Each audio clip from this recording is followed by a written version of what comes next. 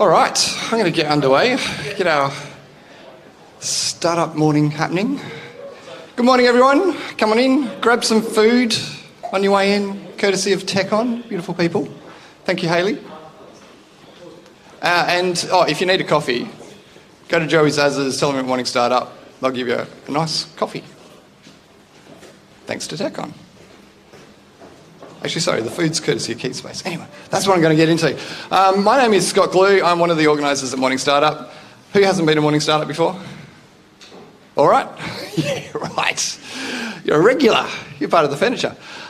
So if you haven't been, we talk about startup stuff every 2 weeks. We try and get as many startup folks and entrepreneurs and founders under the same roof as often as possible. So we have this event. We also do a founder sundowner drinks night at Nowhere Man Brewery, which is soon to be Other Side Brewery. Hopefully we'll have Reese on to talk about that. So that's acquisition story soon. So I'm a startup founder from 10 years ago and just wanted to put this on to meet other folks like you who are going through the same shit every single day and a bit of startup therapy. So that's how Morning Startup was born. Anyway, this isn't working. Come on. I'm not used to PowerPoint on Windows machines. Thank you. All right. The way we like to get started is with shameless plugs and announcements. It's your time to shine. Dale is in the room, travelling the world. How are you, mate? Do you want to do a shameless plug or announcement on the highlight of your trip? Go on. Good on you. Highlight of the trip would have been proposing in the Cinque Terre. And she said yes. So that was a good one. That's amazing. Well done. Congratulations. So cool. All right, I know we're going to have a shameless plug over here. We have to. Of course. Okay. Before we get to you, maybe. Anyone else shameless plugs and announcements? So, it's like I'm Scott Glue. I have a company called FastView. I'm looking for a CTO because, we're making software to help people analyse internet usage. That sort of stuff. No one? No one? Fine. Thank you. Oh, look, great to see you this morning, guys. Having fun. 30 seconds. Right, go. Ardith Energy, water for the wheat belt. Saline water made economically viable for farmland irrigation. The drought's happening now, but the answer I've got. Ardith Energy. I'm having fun. There's no shit involved at all. It's about having the passion, the love to do what you're doing, right? That's the key you need to do to unlock your potential. Passion, love, fun. I've finished, Scott. Thank you. Oh, great job, Scott.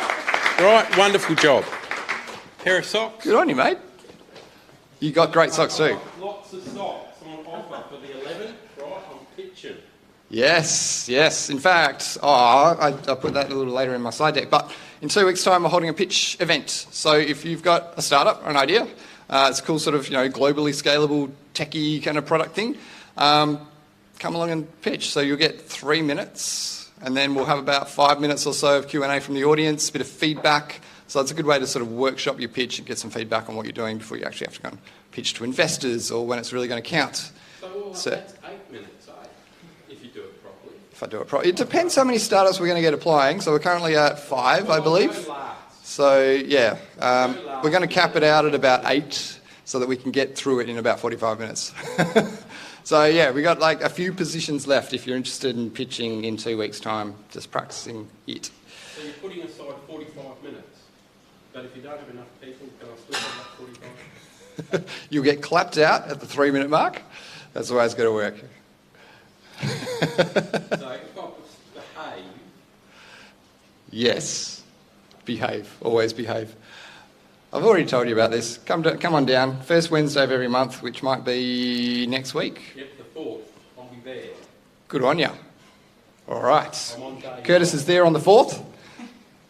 Be there too. It's going to be awesome. Have you all heard about this? West Tech Fest. If you haven't, get around it. It's on 4th to 8th of December. It's Perth's biggest tech event. It's a whole week long. You've got things going on in Perth, in Freo, at the coast. Yes? How's my timing? On the 5th of December is my last day at full-time work, right? On the 10th of December is my first days commencing trials on the farm with saline water, green grass. How's my timing? Nice work. Exactly. So we're going to have a bunch of investors and cool people over from interstate, international. Got Bill Ty, who's always coming, the cool kite surfing VC. So yeah, make sure you get your ticket, because we were just speaking, like everyone buys tickets at the very last minute. It will really help out the event coordinators of this to buy your ticket now, so that they know what they can put on and that they're not going to have to cancel events or anything like that. Just take the stress out of putting this thing on by buying your ticket. Get on it. Sweet. We're live streaming, thanks to some very serious camera equipment up there for the lovely folks at perthvideo.com.au. And that is all covered by the Department of Jobs, Tourism, Science and Innovation, that have a whole bunch of things going on for startup people in Perth. They help fund investors. They help fund you. Innovation Booster Grants. Did anyone here apply for an Innovation Booster Grant? There you go. Of course. Anyone else? No. But yeah, it's $40,000, I believe. And so if you need just help getting your idea off the ground, it's awesome. So thank you very much to the Department of Jobs, Science, Tourism and Innovation. I'm just going to say Jitsi. It's much easier. Ammo, couldn't find your banner this morning, but they run an awesome growth marketing agency. If you need to hit the accelerator, get on Ammo Marketing. They help us out with our meetup fees. And Beecham Group, we've got Glenn in the audience. Nice work. Who needs to hire people? In fact, hopefully, most of you, if you're in the audience today. So if you're hiring people or you have talent and you need a gig, go and hit up Glenn. Very well connected man, can help you out in Perth and connect you to the right people. Keepspace, we've got some food at the back. That's courtesy of Keepspace. Who's in e-commerce, shipping goods around the place, need warehousing, anything like that? 3PL? Well, if you ever do, hit up Keepspace. They've got a warehouse in Melbourne, a warehouse in Perth, and a really cool logistics platform to help you manage all of that stuff. So get around them. And of course, the wonderful folks at TechOn, who needs developers. Do you need more coffee? Go and get more coffee. Come on. Just need some hands or something. Let's go. So TechOn, they have developers, really, really good, cost-effective developers. They're based over in Nepal, but it's all managed here in Perth. So yeah, if you're trying to build an MVP, you just need some hands-on keyboards. Get on TechOn, and my keynote to PowerPoint didn't quite work, but never mind. Yeah, they're awesome. I've used them. Dave, who's usually here, has used them as well. Yeah, really, really good if you need extra fingers on keyboards. And these wonderful people, obviously Space Cubed, provide us this space every 2 weeks. Startup News, make sure you're subscribed. Startup WA, make sure you're a member. These guys are hosting events, putting out news all the time about the Perth startup ecosystem. So make sure you are a member and subscribed. Techboard is also another cool data platform. You can put your information on Techboard, and it goes out to the sort of investor heavy focused audience. So we also put out funding reports and things like that. And +8, that's typically an accelerator. So you can apply to +8. They'll teach you how to be a better entrepreneur, send you to, where are they going this year? It's Israel. They'll send you over to Israel, and they'll even bring you back. And yeah, teach you how to be an awesome entrepreneur, take you through that validation cycle, and also fund your business too. So that's the accelerator. They've just announced the 6 or 8 startups that have successfully gotten through to it yesterday. I think it's on Startup News. Go check it out. But you can also, they've also got other programs where you can pay a bit of money and they'll take you through the program. Really cool.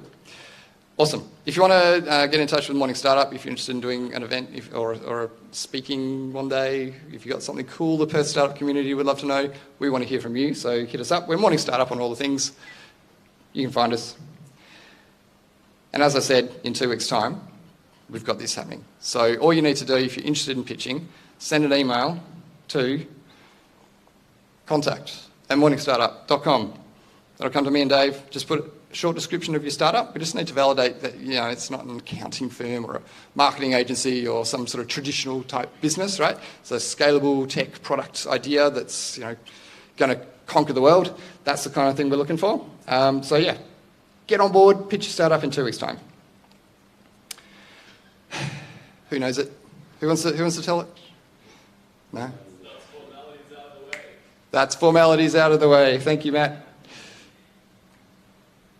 Come on. Yeah, okay, cool. All right, sweet. That's enough from me. That's enough from me. Today we've got a very special guest. We've got Natasha Prévot. She's from Techvisa. How long have you been working in this field? 8 years now. 8 years. Helping companies in Australia hire people internationally.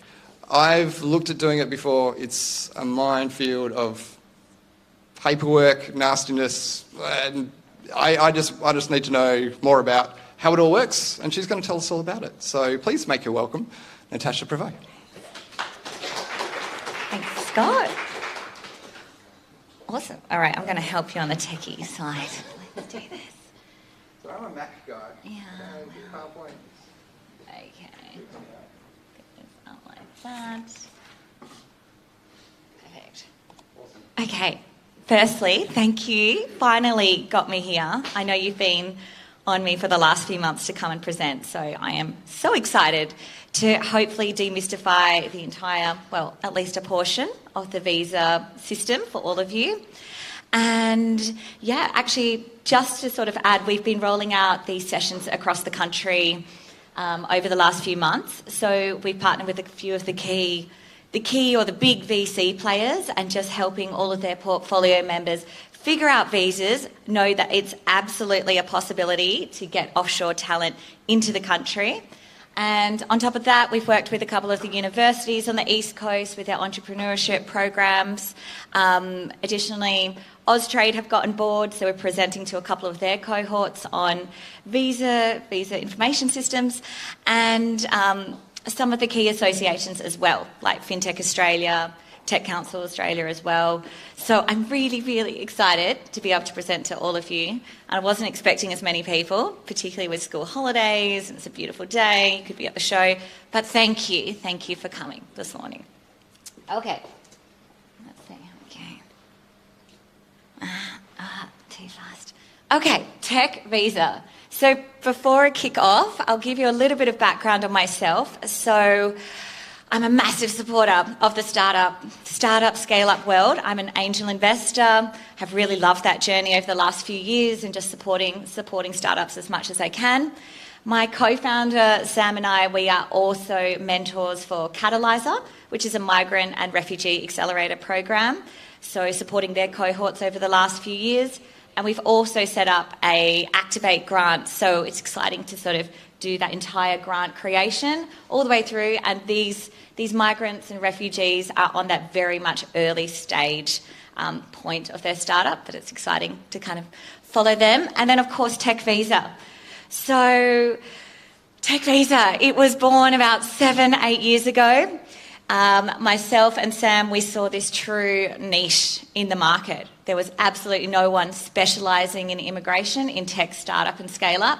And we're like, right, we've got to do it. And I'm proud to say that we are still the only immigration agency in Australia in tech startup and scale-up world. So it makes it really fun, because immigration is a little bit dry time to time, but it's the startups and scale-ups that we're working with that make the entire journey pretty awesome.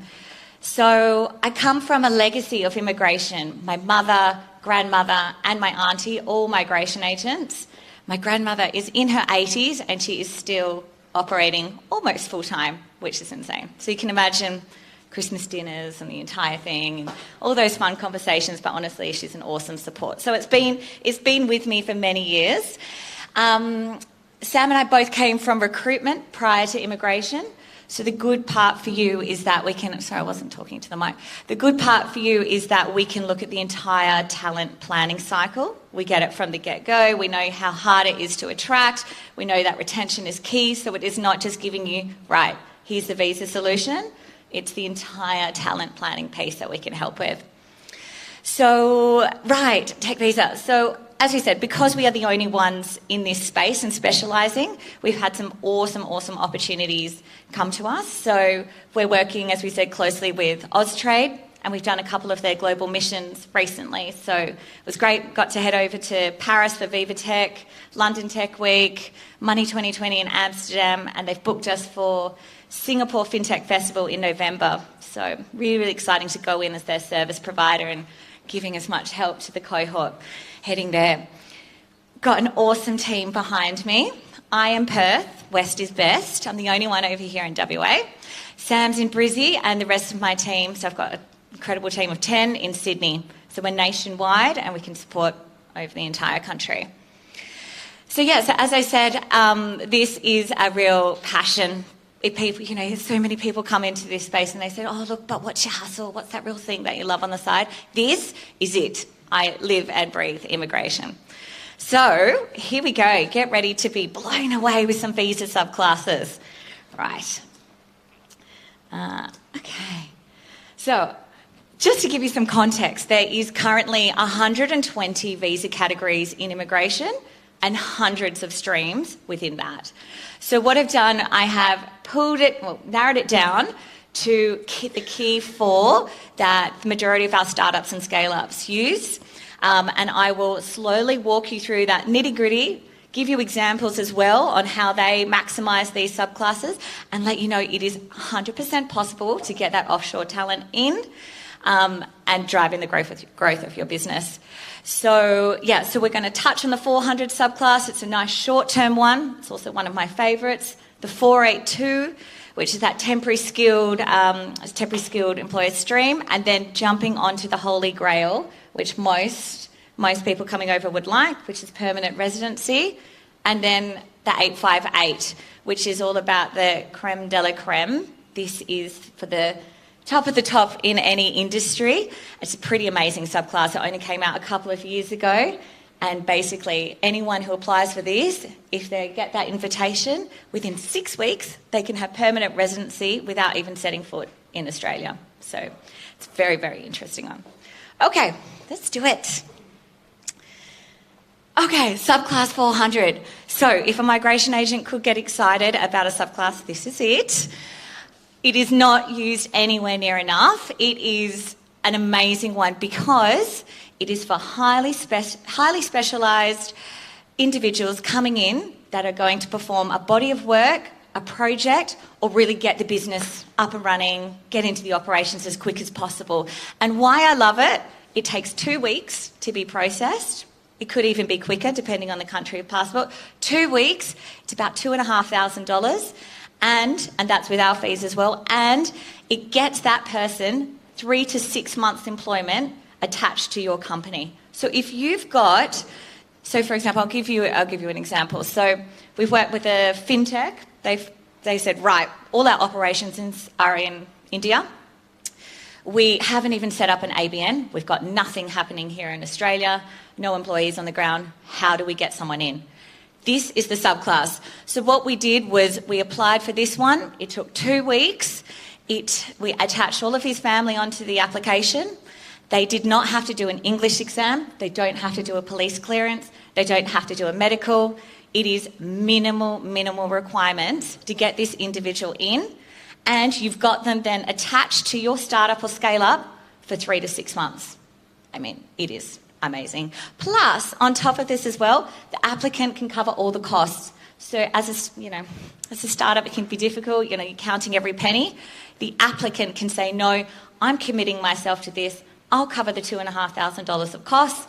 And then all that the startup need to do is to provide a letter of support or an invitation letter and say, right, we genuinely need this person in the country to help this project or this body of work, or as I said, get in here as our first country hire and help scale our operations. So it's an absolutely awesome one.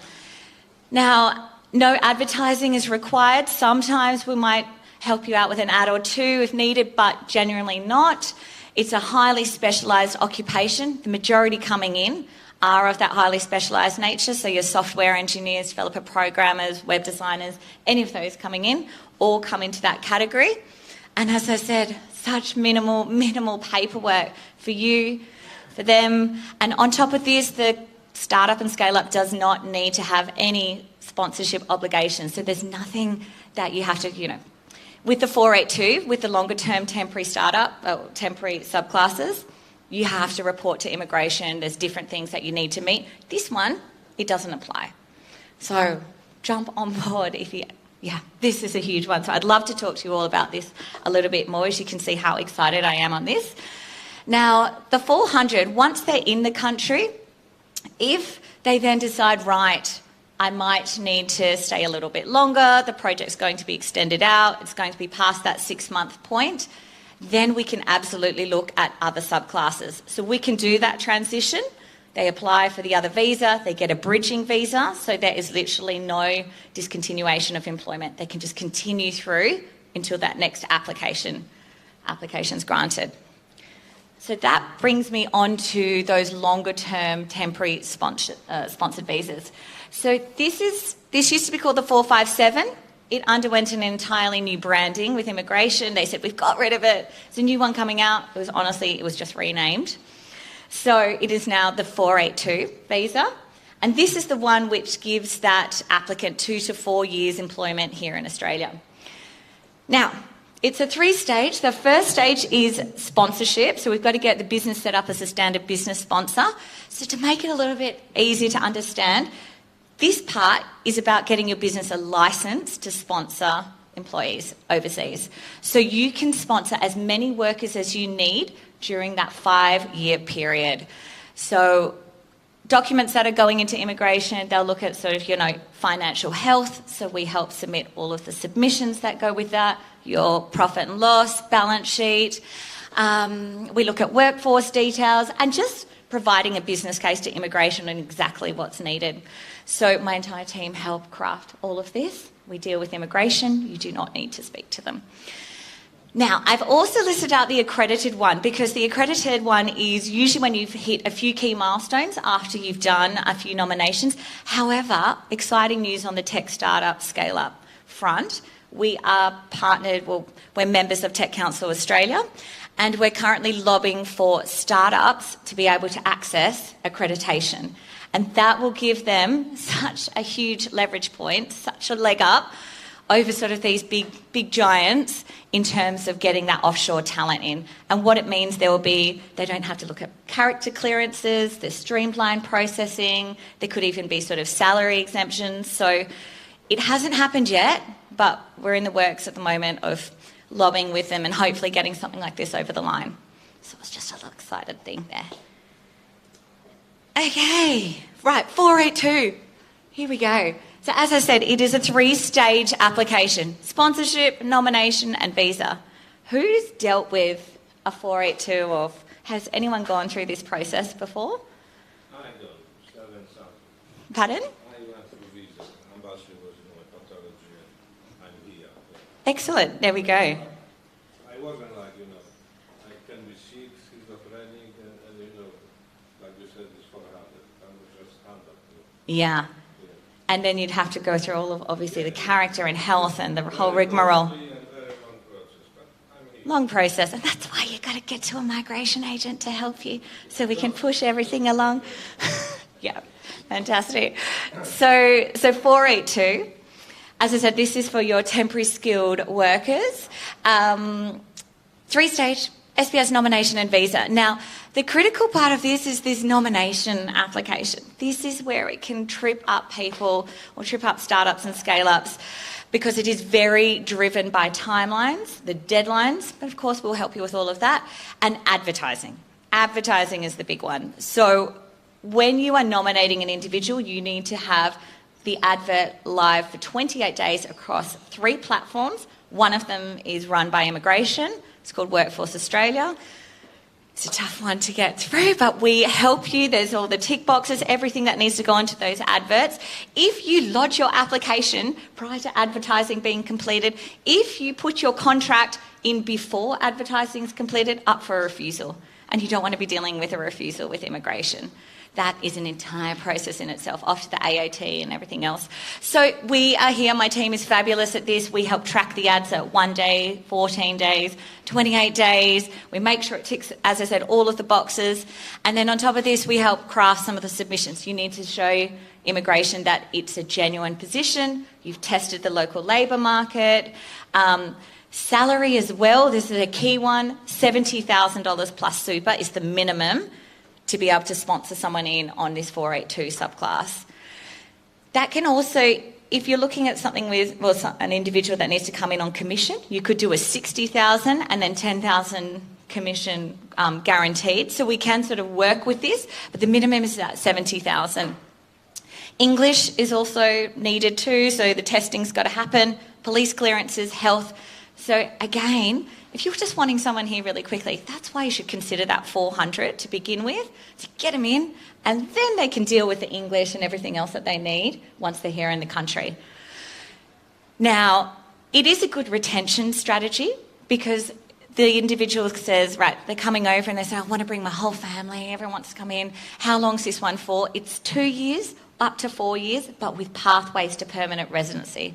So it's beautiful like that. You've got that whole retention piece where someone goes, right, I will give you my loyalty working for the company if you kind of can help make that promise that we can get through to sponsorship.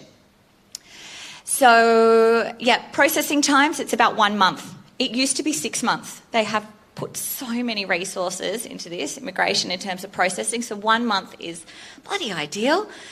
And then this big one, sponsorship obligations apply. So once you are approved as a sponsor, you must adhere, or at least there's a lot of compliance that's sort of attached to it. So that means if there's a change in the business structure, if there is the person moves, to a different occupation, different things happen, you've got to let immigration know.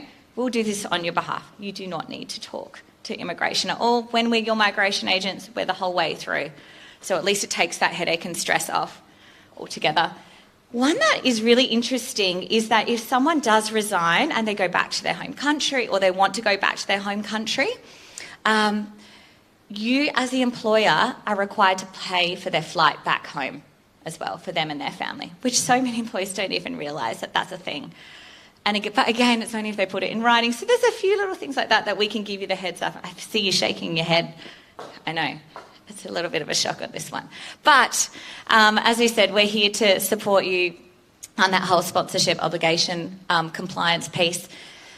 Another tough one on this is finding the right occupation. So in a startup and scale up, it is not, you're wearing multiple hats. It's every type of, you're doing everything under the sun. It's multifaceted.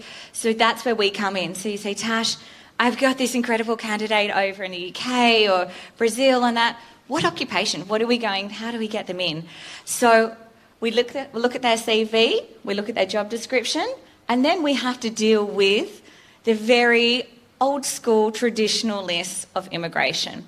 So to give you an example, we've worked a long time with this game tech. They're a unicorn that's been, they were amazing. They were actually 2 to begin with when they came to us. They're now up to 200, and as we said, one of the unicorns here in Australia.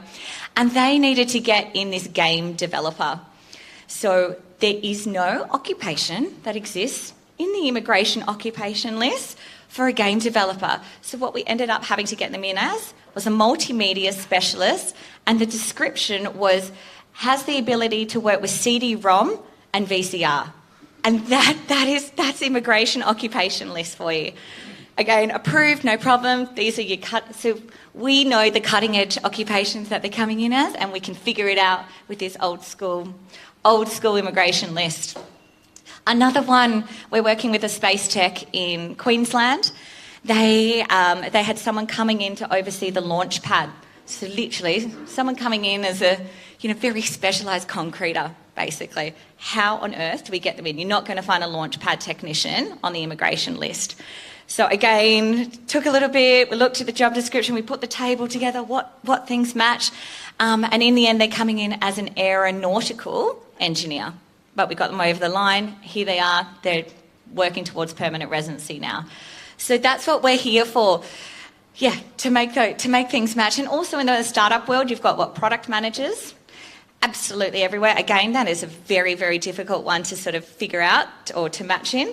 So sometimes they come in as a business analyst. But also there's two different lists. Sometimes they get 2 years, sometimes they get 4 years. So we are there to optimise exactly the list that they'll be going on and their beautiful pathways to permanent residency. Okay. Let's go. Right, 186. As I said, this is holy grail. This is what everyone seems to be aiming for in Australia. When we were going through COVID times, so many people are saying to me, Tash, how are you still even in business? The borders are closed, you can't even get them in the country, this is not happening. And I said, but everyone here wants to stay. Everyone wants to convert to permanent residency. So we ended up doubling in size in terms of our employee numbers during that point. And the majority were going through this subclass, which is that 186, employer sponsored. So there has been a shake-up in immigration. They've basically thanked everyone that was here during COVID as sort of that COVID recovery.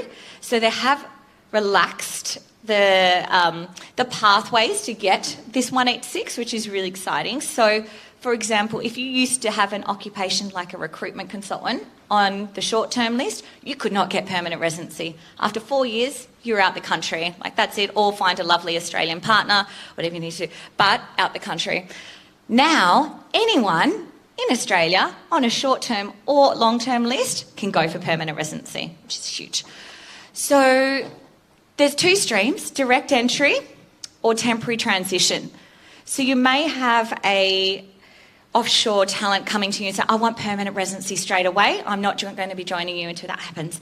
So look, there's two ways you can do this. You could say, all right, come in as a 482 holder and work for us for 9 months, obtain your skills assessment with the Australian Computer Society or VetAssess, and then we can look at the permanent residency application because it's a 12-month process, this one, 9 to 12 months.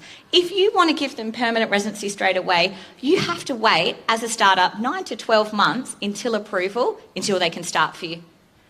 So, yeah, you don't want to be waiting those types of timelines at all. So as we said, that's what we do. We look at the entire piece and figure out, okay, let's get them here, let's help drive your growth all the way through until they obtain permanent residency and you've got a really loyal employee then after a few years. It's indefinite. There's also an encouragement for them to go for citizenship too.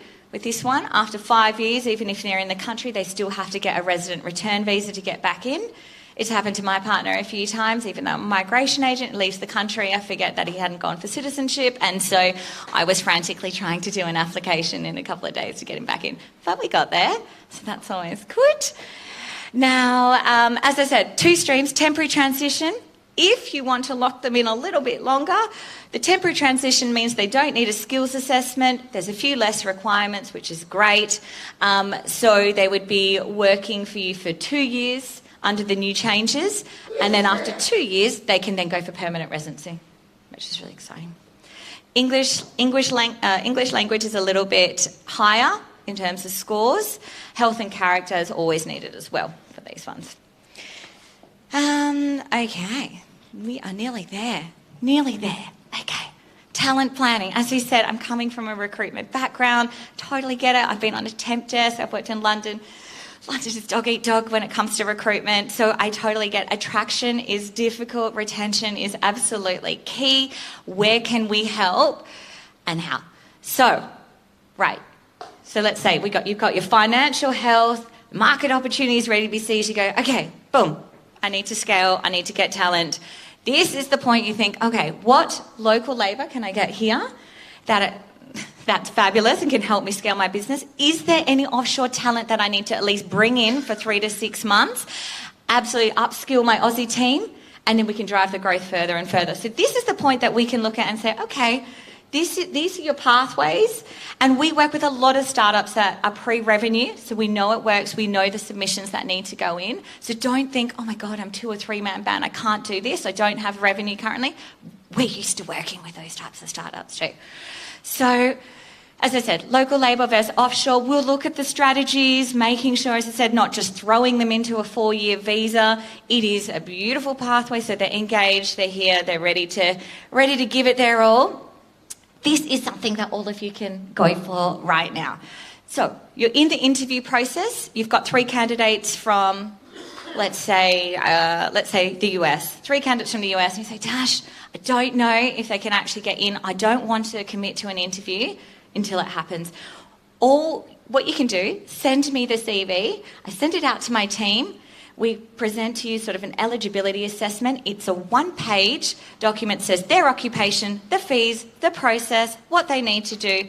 Very, very simple. And then you know immediately that they are qualified and they can, you continue on the interview process, which is great. There's absolutely no fee for this. You can send me 30 CVs. This is what we do for so many companies before they even commence the interview process. On top of that is candidates. If you've got candidates that say, I'm on the job hunt, cannot find anything, everyone's scared because I need a visa, they send me their CV. Again, it's a 1-page.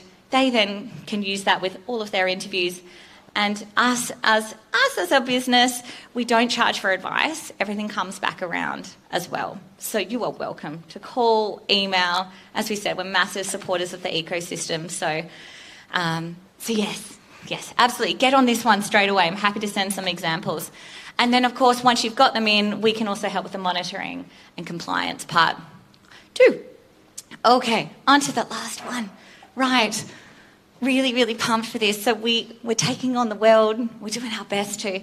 So yes, Australia is our bread and butter. We know what we're doing. As we said, we're the only ones doing in this space. You'll see us up at all of the startup events. We're over at South by Southwest in a few weeks. West Tech Fest, we've got our tickets, loads happening. Startup and Angels as well. We're sending over our community lead and up on stage. So that's how we sort of make ourselves known in this industry. We don't advertise. We literally get out there to as many startup events and just talk to people. Everyone needs help. So because we had a few of our key clients say, right, we're expanding to Singapore. Could you go and set up an office in Singapore? We want the Techvisa way. So we're like, okay, let's do it. So it was very organic. So we ended up incorporating in Singapore. So now we are able to do visas into Singapore. We've got a US attorney working for us. So if you need visa help into the US, you can do that as well. And after London Tech Week, we have signed with a partner firm. So we've got a partner and immigration agency over there that we're running a few events for too. So we can do visas UK, Singapore, US, and of course, Australia. There we go. Done. You made it through. Well done. Hopefully that helped and demystified. And as I said, you're so welcome to get in touch with myself, my team. We don't charge for advice. Give us a call. We're here to support you. Thanks, Scott. Let's go and grab the other mic. And who has questions? Questions. Hello. At the back. Haley. Oh, I think she had a hand up first. I just had a quick question. Sure. Obviously, everybody wants permanent residency when they apply for visas. Would your advice be it's easier to get them in on like a subclass 400 visa and then they can apply for permanency later? Or is there any benefit to them doing that? Or if they're really desperate, are they better to hold off and go for permanent first, if that makes sense? Yeah, it's a good question. It's hard to jump actually straight from the 400 to a permanent one. You need to have that intermediary step because the 400, immigration's viewing it as this is short term. You've got to be a genuine temporary entrant. So it's coming in for 3 to 6 months. If you suddenly lodge a PR application from that one, they're like, was your intention actually to come in temporarily? So that's why we would suggest a 482 because of the shorter time frames. Otherwise, if they want permanent residency, you're waiting 9 to 12 months before they can start employment with you. So obviously you don't want that waiting period. So that's why we'd say, right, go for the 482 to begin with. And as I mentioned, the global talent, if you have a standout, definitely let us know. They had, this subclass had 15,000 places. And as I said, 6 weeks for permanent residency without even having visited Australia. And we've had huge success with this. So that's your, as I said, top of the top, publications, all that thing. But yeah, so there's other options you can have a look at. Does that answer the question? Yes. A little bit of a tangent. Hi.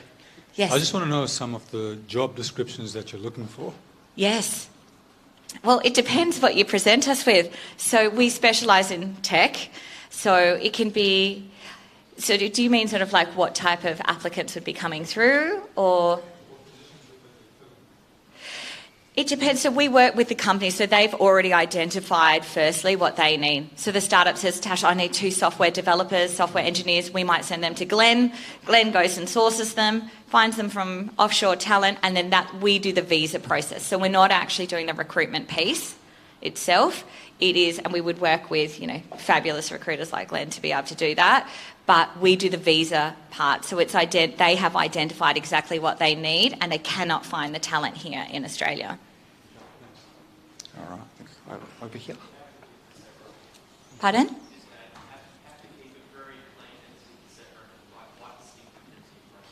Exactly. I mean, you're completely across it. What do you think of the pros and cons of a working holiday visa where you're aiming at sort of like trainee type level, but you're looking more for culture fit rather than any one specific skill? Yeah, I love the working holiday visa because you're looking at $400 for these applicants to apply. They get it in a week and they can come to Australia for 12 months and work for your company for 6 months. So it's a beautiful trial visa without you having to go through sponsorship costs. So you could really test them out. But they've got that 6-month employment restriction. So if it gets to 5 months and you say, I want to keep them, I really want them to stay with us, that's when you'd get in touch with us and we'd go through a 482 process to extend them. But there's also beautiful new allowances under the free trade agreement as well. So they're not, those coming from the UK don't necessarily have to do farm work anymore, no more regional work. But it's a wonderful subclass. We have a lot converting from a working holiday visa onto that longer term temporary pathway. Anything else? Any more questions? No more? All right. Well, thank you very much, Natasha. That was very informative. It's amazing that you can turn all those numbers and documents into something so interesting. Hopefully make them exciting. Cool. Awesome. Well, thank you so much. Now, are you going to be around for a little bit longer? Yeah, I'm here. Okay, so we've got about half an hour of networking to get to know each other. I'm going to throw furniture at you as we go, so just move out of the way. Feet at the back. Thanks again to Keep Space. And if you need a coffee, head down to Joey Zaz's. Tell them you're at Morning Startup. And what's happening in 2 weeks, guys? Me pitching. I'm going to have to also just invoice you for this plug down here. Cool. So if you want to pitch in 2 weeks' time, contact@morningstartup.com. Just send me a short description of your idea and we'll get you in there. Thanks for coming, guys. Cheers.